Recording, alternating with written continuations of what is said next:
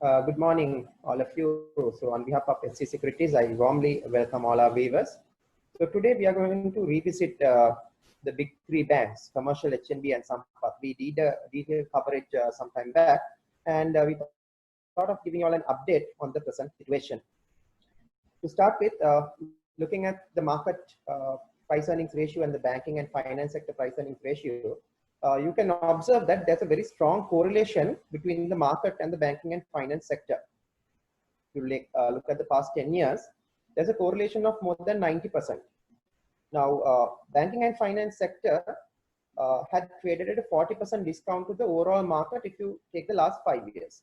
So based on the current market price earnings ratio of 9.8%, the banking and finance sector should ideally trade at a PE of 5.8 times. So having that in mind, first let's look at the policy rate measures that were taken to facilitate the banking industry. So several measures were taken over the last couple of months. Among them, the most important one was the reduction in statutory reserve ratio. So SRR thus far in 2020 has been reduced by 300 basis points. While since November 2018, the SRR has been reduced by 550 basis points from 7.5% to 2%. So this has released billions of rupees into the banking industry, facilitating its liquidity. Another measure that was taken was the decline or the reduction in policy rates. So policy rates have been reduced by 250 basis points since May 2019, while thus far in 2020, policy rates have been reduced by 150 basis points. So this has resulted in the deposit rates to come down. During April 2020, for the first time since 2003, the bank rate was reduced by 550 basis points. So now the bank rate is 9.5%. So banks have access to cheap capital. So these are all significant measures that were taken, policy measures that were taken to reduce the overall cost of funds in the banking sector. So since cost of funds have come down, or these measures have facilitated the cost of funds to come down, it would enable the banks to maintain their net interest margins despite a cut in the lending rates. Among other measures to facilitate the banking sector includes the reduction in corporate tax rates. The income tax rate on banking and finance was reduced from 28% to 24% with effect from 1st April 2020. Another measure that was taken was the removal of debt repayment levy and the nation building tax. So debt repayment levy amounted to 7%. So that have been removed with effect from 1st January 2020, while NBT is no longer there, which was 2% earlier. So with effect from 1st December 2019, NBT also has been removed. So these two together, there's a 9% saving of financial taxes on the banking sector, which is running into billions of rupees. Thirdly, the central bank is providing a refinancing loan to the banking industry at 1% to relend at 4% as working capital. So banks has an opportunity to make a 3% margin on this. So 50 billion was already allocated and another 100 billion is in the pipeline. Looking at the relative share performance of the three banks, you see that the shares or the overall market performance, when you compare with the banks, when the market is going up, these three shares go up faster than the market, right? So decline is more than proportionate, as well as the appreciation is also more than proportionate. For example, if you take this first region, you see that the black color graph represents the all share price index. So compared to its movement, there's a rapid increase in the share prices. So for example, we'll say when all share is increasing by 5%, these three bank shares has the potential to increase more than proportionate, maybe 15 to 20%. Similarly, in a declining phase, these shares decline at a faster rate than the overall market. So since we are in a recovery phase, we expect these three shares to outperform the overall recovery in the all share index. If you look at the decline from the 52-week high, you see that these three shares have declined more than the decline in all shares. So all shares declined by 20%, while commercial 38%, HNB 44%, and Sampath 37%. If you look at the discount to NAV, you would realize that all three shares are discounting at a steep discount to its net assets value. HNB being the most discounted share with a 65% discount, followed by Sampann with 60% and Commercial 47%. So there's a significant margin of safety for anyone who's buying these shares at this point of time. To look at the earnings side, we look at three scenarios. Scenario 1 being a 10% decline in 2020 earnings, scenario 2 being a 20% decline, and 30% decline. What we realized when you value these shares in terms of a PE of 5.5 times. Now, why did we take a PE of 5.5 times? As you all would remember, in the very first slide, I showed that the banking and finance sector is trading at a 40% discount to the market PE. So when market PE is 9.8, the banking and finance sector should trade at 5.8. So being conservative, we took a PE of 5.5. So if you value these shares based on a PE of 5.5, these are the fair values of these shares for each of the scenarios. To make it more simpler, if commercial bank earnings in 2020 come down by 10% compared to FY19, and if you value it based on a PE of 5.5, commercial bank share is worth 83 rupees and 16 cents. Similarly, if earnings come down by 20%, it should worth 73.92. If earnings come down 64 rupees, it's worth if earnings come down by 30%, the share is worth about 65 rupees. So similarly, we have done for HNB and Sampath Bank. So if you take the case of Sampath Bank, you would see that even in the worst case scenario of a 30% decline, the share is worth, the fair value is about 132 rupees, whereas the current market price is 117 rupees. So the conclusion is that Sampath Bank share has overreacted and its price had got adjusted for a earnings decline of more than 30%. Similarly, in the case of HNB, share is trading at 104. Even in the worst case scenario of a 30% decline, the share is worth 112.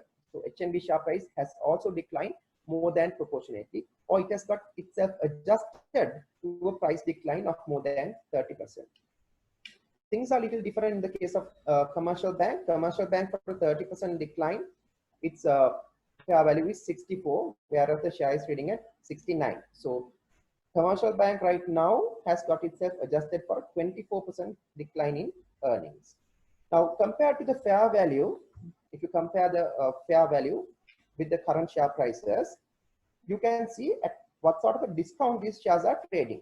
So in the case of Sampath Bank, if earnings are to decline by 10%, the share is trading at a 31% decline. To make it simpler, if there's a 10% decline in earnings, the share is worth 170, whereas it is trading at only 117 as of now. So there's a 31% discount. You're buying 31% below its fair value. Even in the worst case scenario, if there's a 30% decline in earnings, the share is worth 132, whereas it's trading at 117. So still there's a discount of 12%. So both Sampath and HNB shares are trading at a discount, even if the profits are to come down by 30% in FY20. Whereas commercial bank, it's trading at a discount in the first two scenarios, while in the third scenario, it's trading at a premium because the share has adjusted only for a 24% decline in earnings. If you value these shares based on an asset valuation base using a price to book value of 0.5, you would see that Sampath Bank fair value, even in the worst case scenario, should be 154, whereas it's trading at 117 rupees. So it's trading at a 24% decline. HNB, worst case scenario of a 30% decline, share is worth 152 rupees and 85 cents, while trading at only 104 rupees. So it's at a 31% decline. So both commercial bank and HNB are trading at a discount to its fair value, while commercial bank is trading closer to its fair value. That is why you see that the discount to fair value is almost zero. If you take average valuation of both earnings base and asset base, Sampath Bank is valued at 163 rupees for a 10% decline, 153 rupees for a 20% decline, and 143 rupees for a 30% decline. whereas the current share price is 170. So even for a worst case scenario of 30% decline, share is worth much more than the current market price. So if you buy Sampath Bank right now, you are buying at an 18% discount to its fair value, even for a 30% decline. If you buy HNB, you are buying at a 21%. You're buying at a 21% decline to its fair value, even if the profit come down by 20%. Commercial bank is more or less fairly valued. If you are buying commercial bank, you're buying at a 5% premium. That is in the case of a 30% decline. But if profits are not going to be 30% lower, commercial bank is also worthwhile at this price. So that's the fundamental side of it. So to look at the technical side of it, let me invite our technical analyst, Mr. Harin Sarachandra, to give you all an update on these three stocks. Harin, over to you.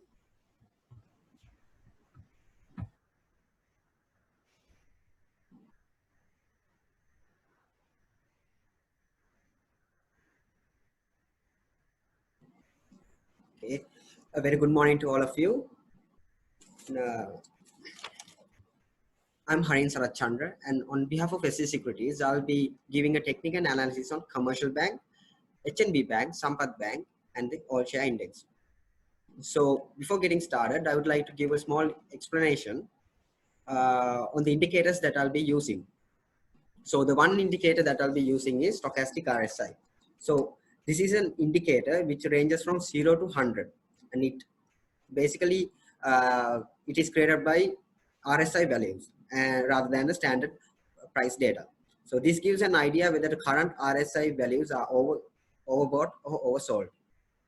So the next is RSI, which is this is a momentum indicator used to measure the magnitude of a recent price change, which helps to evaluate whether the stock is overbought or oversold again. So 70 to 100 range is considered as overbought. 0 to 30 range is considered as oversold. So the next will be the EMA levels that are in two colors. So one EMA level is 18 EMA level. The second EMA level is 8 EMA level, which is the fast moving average. The 18 EMA level is the 18 period EMA level, which is a slow moving average compared to the 8 moving average. So this EMA level, so this is basically a type of moving average which is which places a greater weight and significance on the most recent data points. So compared to other EMA levels, this basically reacts to significantly to recent price price changes.